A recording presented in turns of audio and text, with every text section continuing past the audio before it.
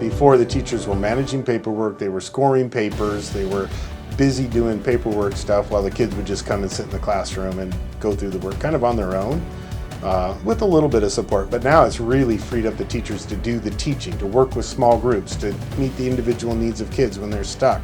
So the teacher's role has shifted from paperwork shuffler really to teacher. And I don't mean paperwork shuffler in a negative way, it's just the requirements of what those old platforms required, right? So, but now freeing the teachers up to do what they love to do and what they're really good at doing. Students are not having to repeat those lessons because they are actually, like I said, watching the videos, and then by the time they get to the assessment. So that's been beneficial for students and teachers, because when the students had to retake quizzes and tests because they didn't know it, they would get frustrated. And so they've seen a difference in just students wanting to get online and do the work that they need to do to recover those credits.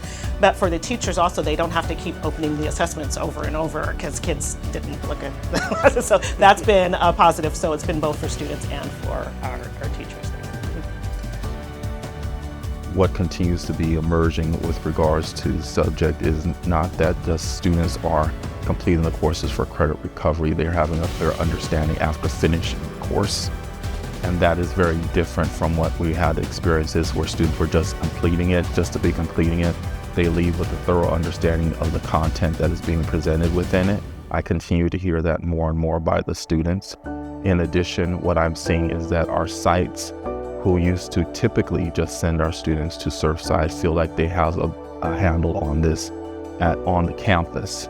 And so they're using it. So we're seen more students stick on campus instead of going to Surfside.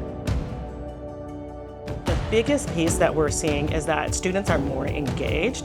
I think the videos are more up to date, more current, and so the students are more apt to pay attention and like the videos. So student engagement is key. And we've found that in subject, our students are more engaged with the content of subject. So that's first and foremost. But on the other side, our teachers love subject as well. And so I would just encourage them to try it out because we've loved it. If you want your teachers to be freed up to be teachers, and if you want the online help that's available 24/7, and if you want, your students to engage in rigorous work, not just packets, then I would shift. I would go to subject.